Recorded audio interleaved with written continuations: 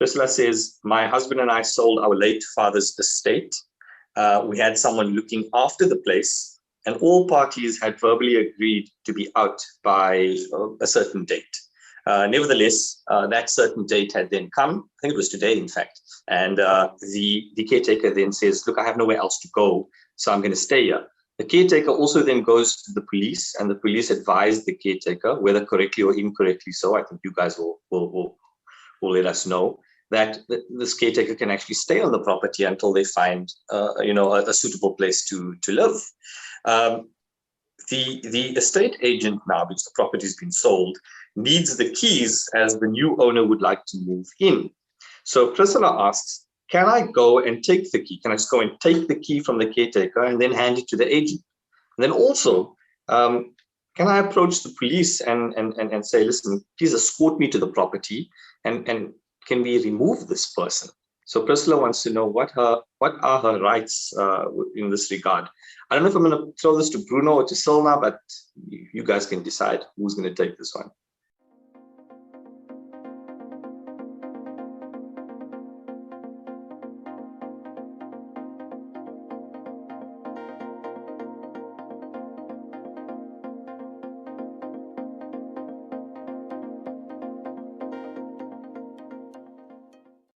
Well, the thing is, remember, any person that is in occupation of a property, in terms of the Prevention of Illegal Evictions Act, the definition of occupant is a person who uses a property for permanent or temporary shelter.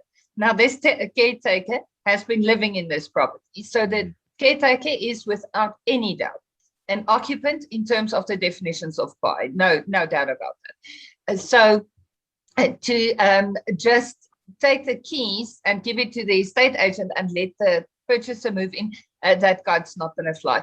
That is definitely illegal. And the caretaker, maybe I should leave this one for you, what the caretaker can do if that happens. But then we're going to go to spoliation. But you can have that. So you definitely can't go and fetch the keys. Bruno will explain to you what's going to happen if that happens. So definitely the only way of getting this done, unfortunately, is through an eviction.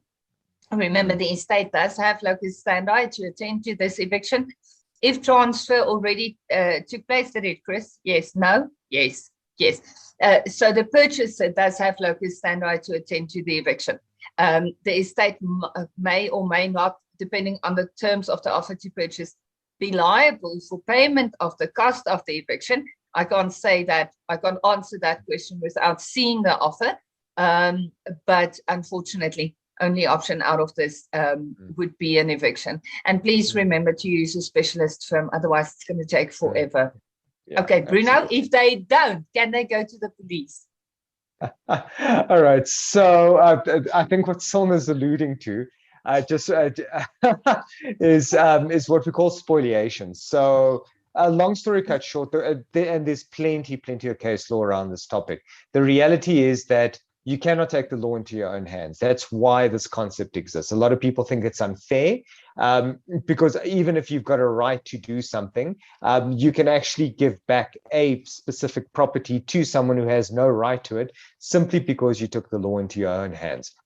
It's to protect the law, it's to protect the integrity of the courts and the way that justice is actually served in our country. And it's not South African based, so it's actually a Dutch principle. So it's something that's been tested over time. We tend to find it's unfair in the practical sense because sometimes our courts take really long to enforce rights, and we've got certain legislation like PI that gives that requires long periods and notice periods, and it takes a bit of time to actually get an eviction completed.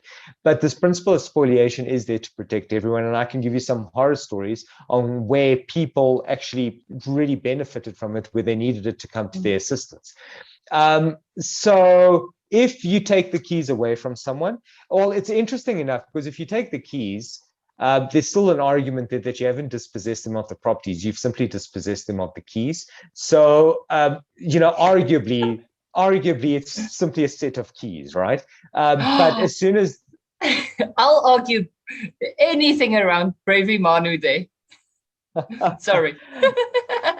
Fair enough. Look, so like for instance, I was reading on something today, like even just the threat of dispossessing someone over something else, like the courts treat it based on the circumstances. But hypothetically, let's look at the keys, or let's look at actually removing the person from the property. That's simply spoliation, right? So as soon as somebody would go there with a set of keys and would lock the person out and they wouldn't be allowed access to the property at all, that would be spoliation. So taking the keys does cause that problem unless the person simply sits there and doesn't move from this property, but they would be able to claim the keys back at the very least. SAPS doesn't count because an eviction done by the SAPS isn't lawful unless it's in terms of a court order. And that's the reality. And typically the SAPS would only do this in order to assist the sheriff in execution of an eviction. So it's not the SAPS's job to do evictions unless the court has kind of authorized them to. So yeah, there's no authority there. PI has to be followed. And to Cilna's point, just one thing that I wanted to mention that's quite interesting is you often get questions regarding the definition of occupy in terms of PI, and people would ask and go, oh, but hold on, a caretaker that wasn't supposed to live on the property, for example, that was only supposed to be there a portion of the time and take care of the property. Remember, it's not what the intention it was for this person to be on the property. Maybe he wasn't meant to occupy the property, but it's what he is right now, which is a occupier. So if he deems his property to be with a level of not permanency, but like he's living there, he's residing there, then he is an occupier in terms of the act, even though it wasn't your intention to give him that right. That's a very valid point.